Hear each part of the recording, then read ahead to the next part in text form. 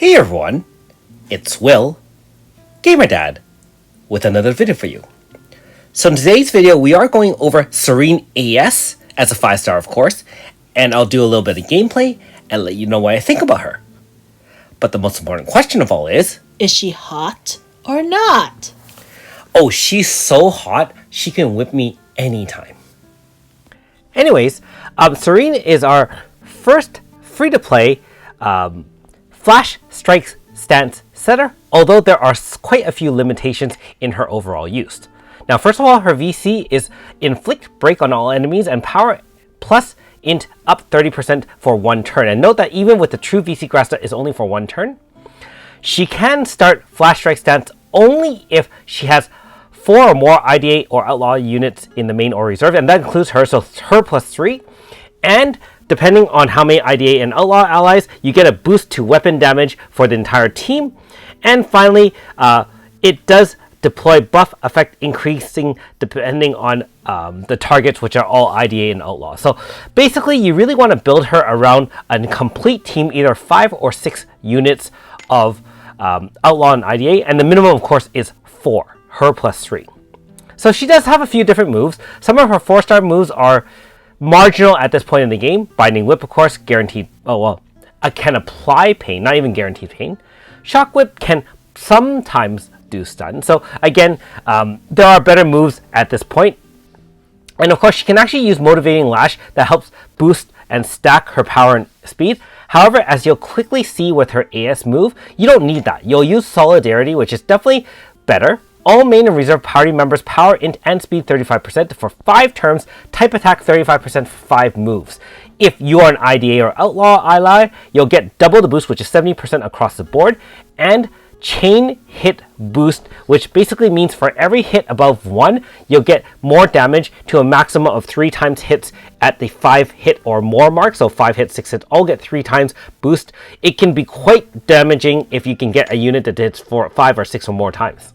And finally, her main DPS move, Era or the Conqueror, Preemptive Earth Blend Attack AoE, XL, Physical Res down 25%, stackable to 50%, Inflicts Break, guarantees crit for the entire team, and as she has max HP and more IDA and Outlaw units, you can get massive amounts of DPS. So really, like I said, to bring the most out of her, you're going to form a team with 5 or 6 allies.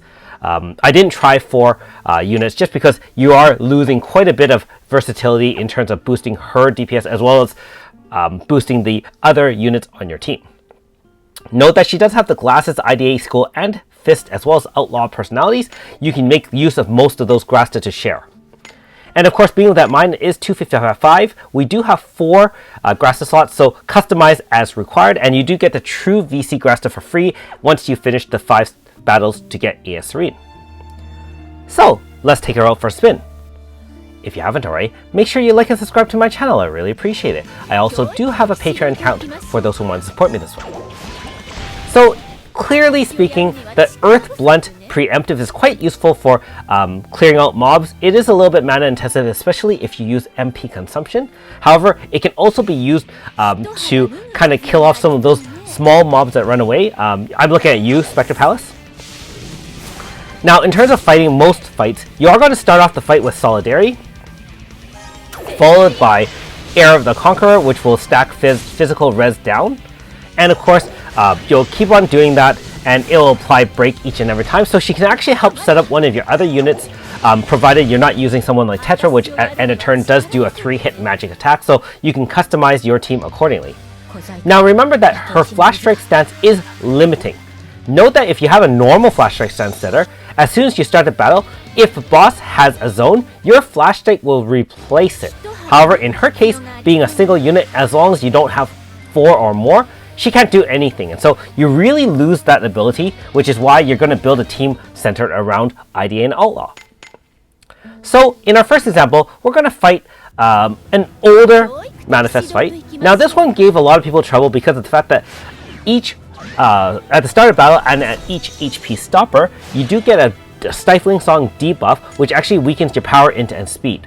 It's stackable up to 3 times as well. So I want to show this example as to how powerful she is even with debuffs weakening her and her team. remember that we do have flash strike stance since we have a lot of IDA and Outlaw units. And we started off with Solidarity to boost everyone. At the start of battle also, you do get a boost of weapon damage, which you can see so many icons there just kind of showing up. If you check the status, you can actually see how much boosting it gets. Now, of all the units of Outlaw or IDA, I would say AS Serene as well as AS Hardy are the ones who could do the most hits, and they would benefit the most from the multi-strike boost to the team. Now keep in mind that in that case, some of those boosts do not apply to non-Outlaw and non-IDA units, so plan your team accordingly. Alright, so again, at the first HP stopper, we got debuffed again. Now let me show you how we can still finish the fight even with all those debuffs. Of course, there are other ways around it, such as using Proficiency debuff Grasta and so on and so forth. We're just going to shoot it down, one with Era of the Conqueror, which will always preemptively act first. Brings it to the next HP stopper. And then remember that multi-strike boost to AS Hardy with 6 hits. Finish it off. Note that he is fire and guarded against water element for AS Melina. More than enough to take care of business for some of these easier fights. And again, I realize this is older content. However, just to demonstrate kind of the possibilities with AS Serene.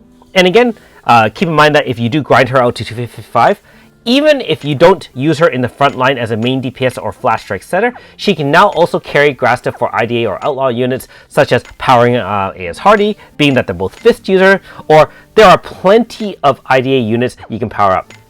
Iska, for example, Hismina, Ultra Hismina, and so on and so forth. All the top, a lot of those top tier units can be boosted.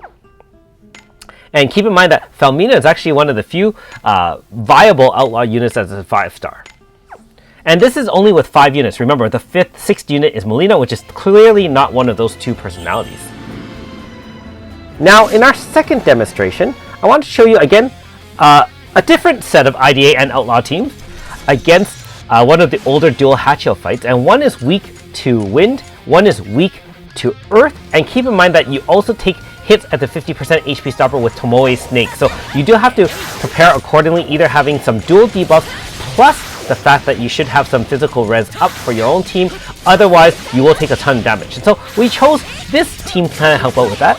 We do have normal style Claude manifested that has Forefather that will give you a dual debuff for 25-25. We have Grasta that from, I believe it's from Deidre that actually can also debuff, and you can see that in the Loto. We have Kirio, which actually can cast a shield.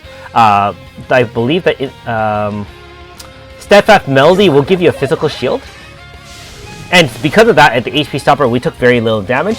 Now, Tomoe Snake does apply poison to your team, which is kind of annoying, except that we have Tetra to remove it at the end of turn before we start the next one. And of course, being that we have a preemptive attack, boom, 1 hit, it's all done.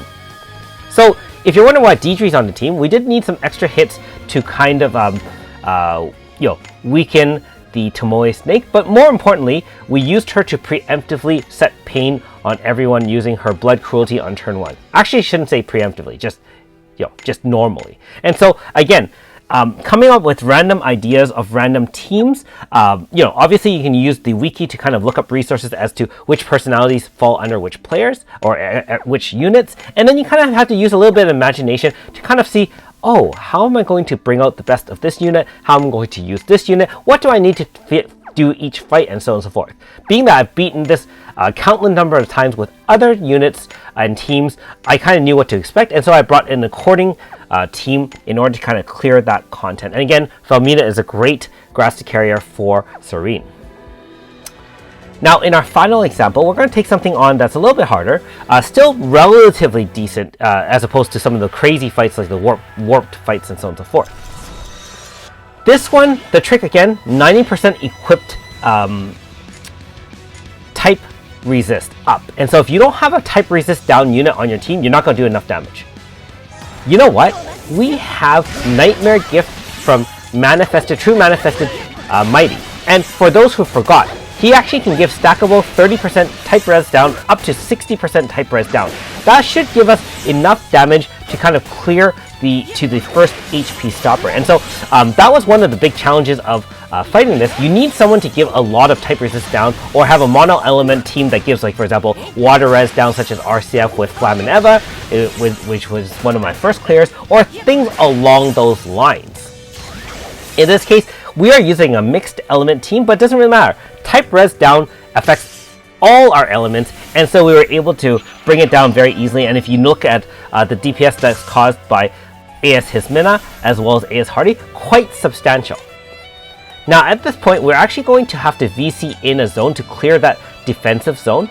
And the trick here is that I equipped a Falcon Grasta on Mighty, and the reason and also slowed down Cerrine's so that the preemptive Falcon Grasta to switch into VC will not activate before her preemptive. So there are some tricks that you need to do if you want to take advantage of her not acting first and having other preemptive moves move first. At 255 with Pain and Poison and Pain Grasta and VC Grasta, she is extremely fast. So you do have to kind of play around with different setups in order to kind of do that. And so again, it was a lot of fun trying to think up random ways of kind of using the unit and kind of demonstrating some of the key effects with AS Serene.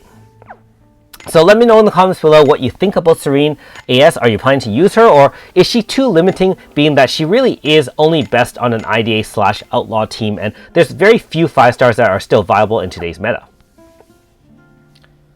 Alright, so in conclusion, AS Serene is a monster provided you give her enough setup.